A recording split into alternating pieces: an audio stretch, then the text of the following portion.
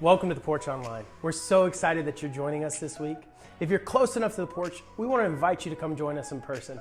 And if you're not, we're going to encourage you to join a local church in your community, because here at The Porch, we believe gathering is extremely important, because we believe that you can go fast alone, but you'll go farther together. We hope that you enjoy this week's message and learn something new about God. Good morning. Good to see you this morning. I'm so glad you're here. I don't know why I do that every week.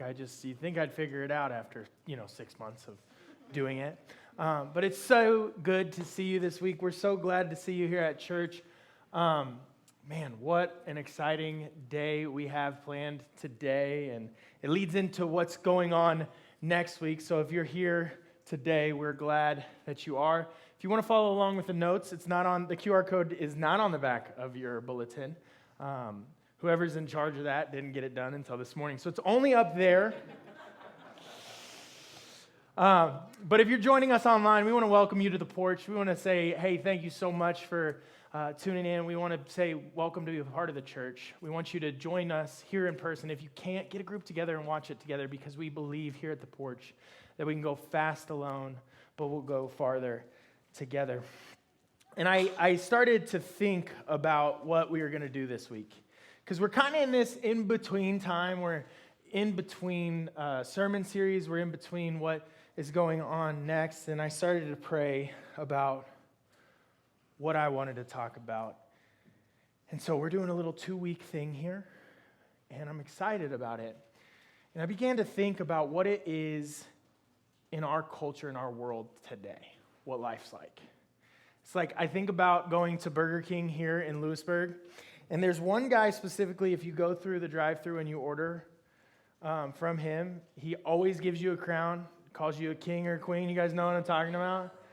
I'm like, that dude is the man.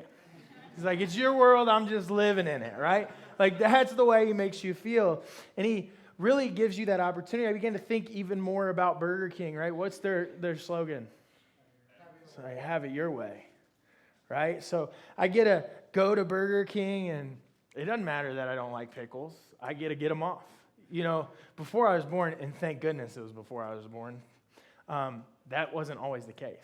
It's like if you ordered a cheeseburger at McDonald's or Burger King, it came with what it came with, and if you didn't like it, you picked it off yourself, right? Maybe that was when I was born, but I just avoided onions, so I didn't ever eat anything from those places. But it was one of those things, and then everything suddenly changed.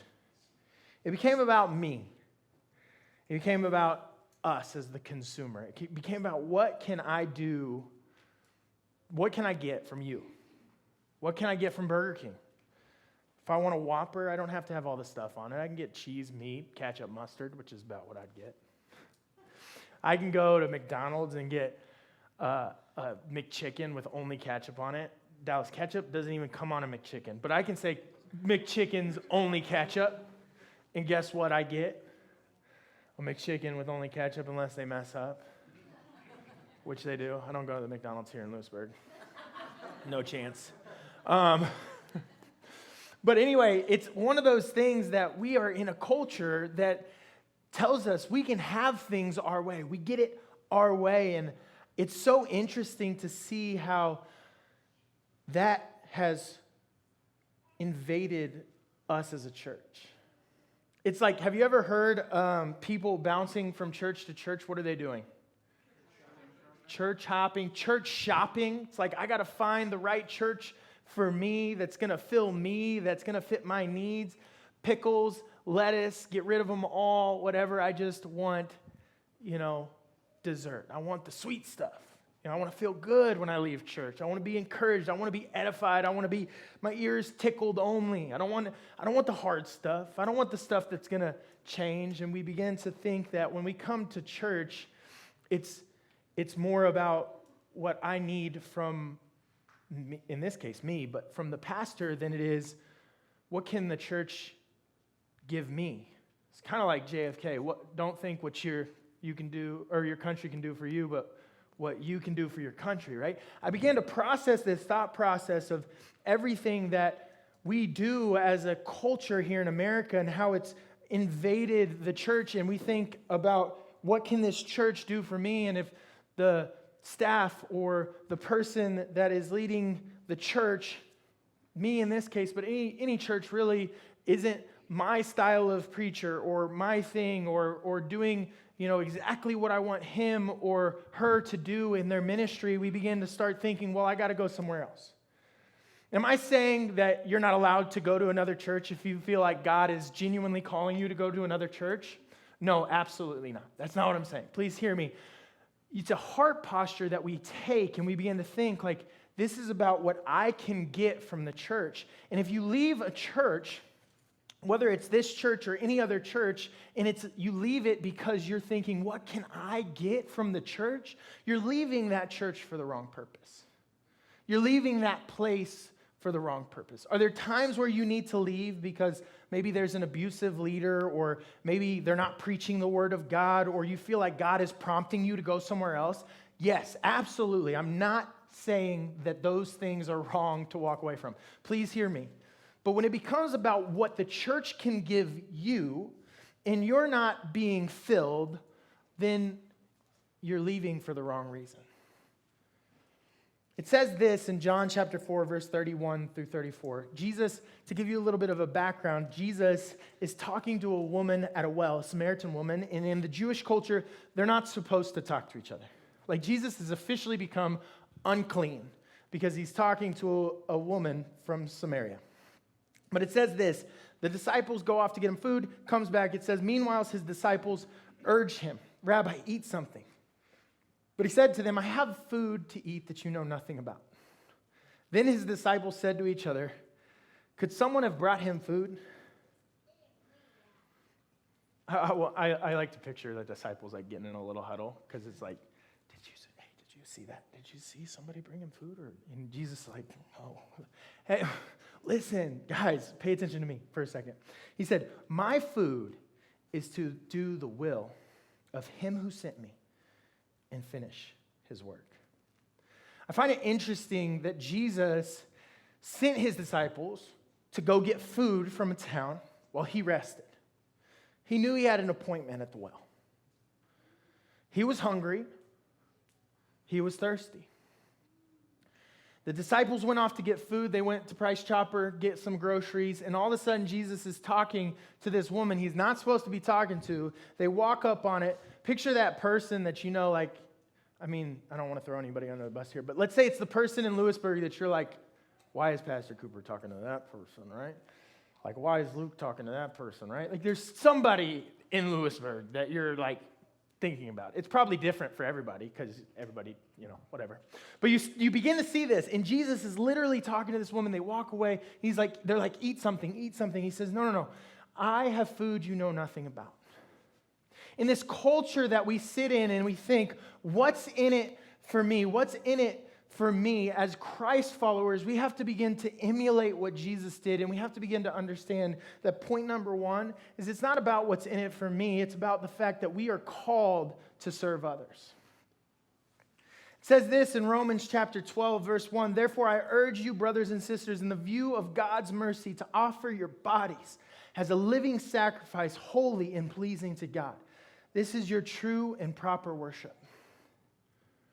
We sing songs in church. We listen to the word of God being preached in church, and it's incredible, and it's great, and that's worship. We're supposed to come together. We're supposed to do that. But it's not just about an hour on Sunday morning or when I'm preaching an hour and 15 minutes because I always go over. It's more than that.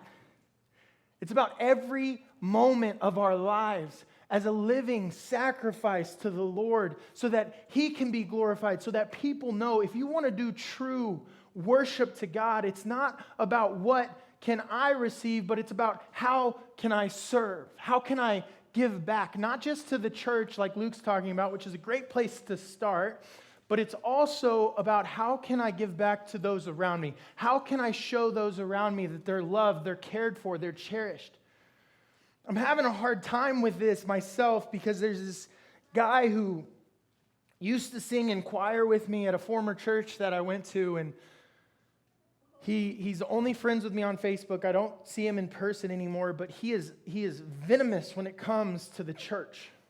when it comes to Christianity. And I began to process that this morning when I was going to prepare this, and I think to myself, how many times I've wanted to unfriend this guy and unfollow him. And I don't talk to him. It's not like I can go and serve him. But the reality is, it's like, what am I doing to live my life as a sacrifice to Jesus so that maybe he can see something of importance? Maybe he can see that this is more than what he thinks. Because my life, though on Facebook, may be a little bit less of the real thing, because, we only put our best foot forward in social media, but it's still about Jesus. Good thing Jesus is my best foot. So Romans 12 in verse 6 and 8, it follows this train of thought. It says, we have different gifts according to the grace given to each of us. If your gift is prophesying, then prophesy in accordance with your faith. If it's serving, then serve. If it's teaching, then teach. If it's to encourage, then give encouragement. If it's giving, then give generously. If it's to lead, then do it diligently. If it's to show mercy, do it cheerfully. We have different opportunities at the church that do different giftings, that operate in different ways, that you're able to give back, you're able to serve. But did you know that each of us is designed in a specific way that gives us the opportunity to give back that nobody else in the body of Christ has? Like, you have a purpose, a designed intent that God created you for to be able to serve other people. It's not about what can Luke do for me. It's about what can I do for others.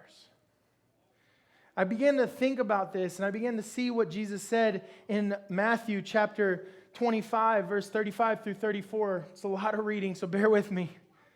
For I was hungry, and you gave me something to eat. I was thirsty, and you gave me something to drink. I was a stranger, and you invited me in. I needed clothes, and you clothed me. I was sick, and you looked after me. I was in prison, and you came to visit me. Then the righteous will answer him, Lord, when did we see you hungry and feed you? Or thirsty and give you something to drink? When did we see you a stranger and invite you in? Or needing clothes and clothe you? When did we see you sick or in prison and go to visit you?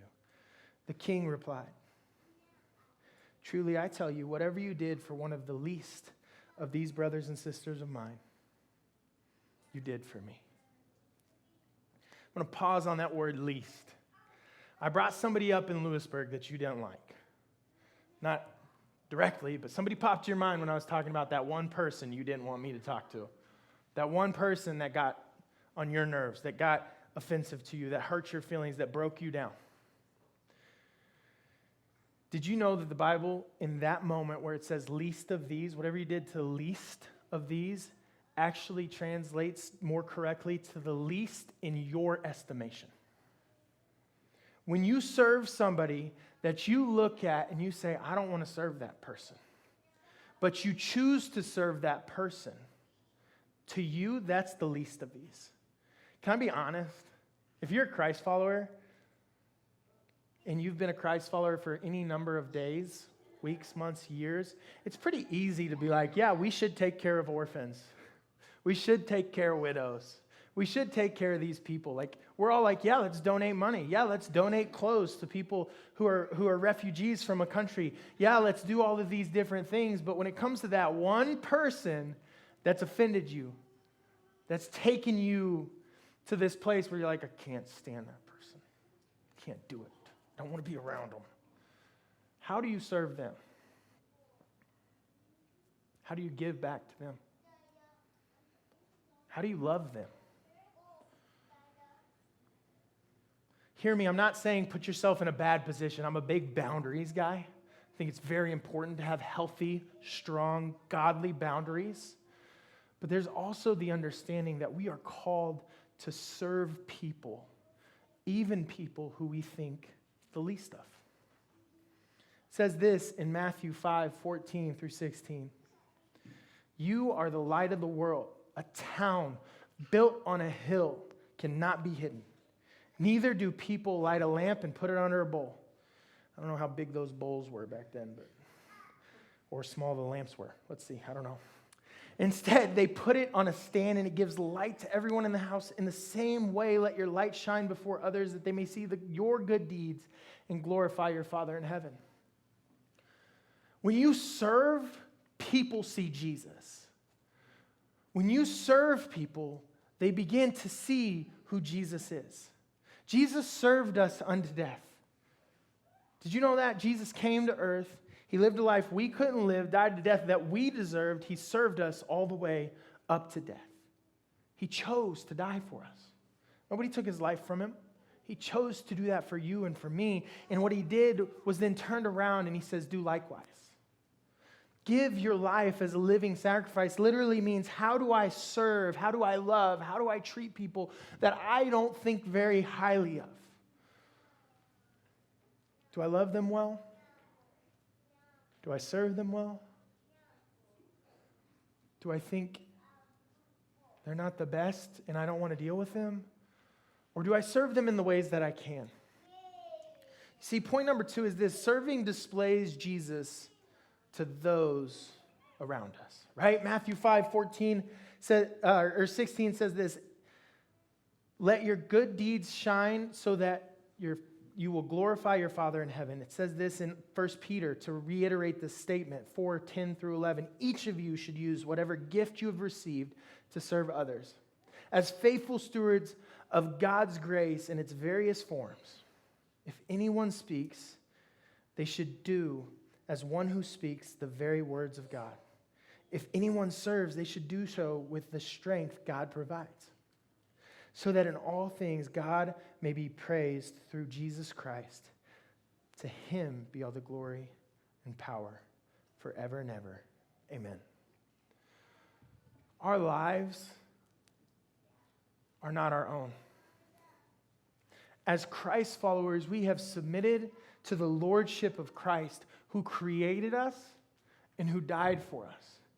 I'm going to take you back a couple weeks ago. Hopefully you remember, and if you weren't here, hopefully I'll do a good job of a flyover. But there was a sermon where I said, because God is, I am valuable.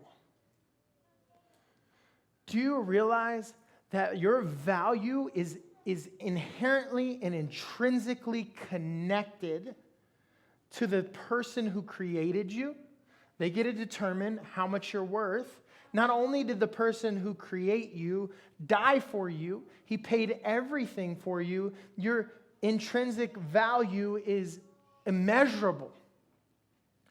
The God of all creation looked at you and said you were valuable, but he didn't just look at you and me and say that we're valuable. What he did was he looked at all of us, all humanity, and said, you're valuable enough for me to come, to lay my life down, to die for, to give you a chance at a relationship with me. And he asks us to serve those around us. Why? So that they get an opportunity to see his glory. So that they get an opportunity to know who he is. In 1 Corinthians chapter 10, 13, or 31, it says, whatever you do all to the glory of God. No matter what you do, no matter where you go, no matter where you've been, no matter if it's watching a baseball game or watching a football game, thank goodness football's coming back. Make sure that you're giving your all to glorify God. The Bible tells us that in him we live, move, and have our being. Everything we do should be honoring to God. Everything we do, every word we say, how we operate with people should be honoring to God. So the question I have for each of us in here, mine's driving. I'll just tell you, mine's driving. You guys know. It's not a secret. But where is it that maybe you're not showing that everything you do comes from God? What is it that you're doing that isn't displaying the glory of God around you? One of the easiest ways to do that is through serving. One of the easiest ways to do that is through being obedient when he says, hey, I've given you a gift, use it. I think about the talents, and I didn't put this in the notes so you could stay on the slide here. But I think about the talents. A lot of us think to ourselves, well, I don't have the singing ability that Zephan and Jeff have. I don't have the bass playing ability that Jordan has. I don't have the speaking ability that Luke has. I don't have the ability to smile and be super beautiful, most beautiful girl in the world, Victoria, so I can't greet people. No, I'm just kidding. Like maybe you feel like you don't have a talent or a gift to bring in, or you feel like you don't have everything that somebody else has, and you begin to think about it like, well, if I would have had more, I would have been able to do more. I begin to think about the servant with the one talent and the fact that he just buried it in the ground because he was concerned about losing it. He didn't try and multiply it. He didn't try and make it better. If he would have even tried, I believe that the king wouldn't have been so harsh, even if he would have lost it. I believe that the whole purpose behind that story is not about how much you've been given, but it's what you do with what's been given to you. And so today I'm wondering if you've been sitting on something that you know you're supposed to be doing, a gift that you know you're supposed to be using, and it may not be as great as somebody else's gift in your estimation. It may not be 10 talents or 5 talents. It's just maybe 1. But when you start to use it, when you start to invest it, when you start to multiply it, things began to change. You see, serving glorifies God because God gave us all of our talent. Whether the only thing you can do, Trent, and I'm not saying that this is the only thing Trent can do. Trent's awesome. He fixed our toilet downstairs. But whether the only thing you can do is stand outside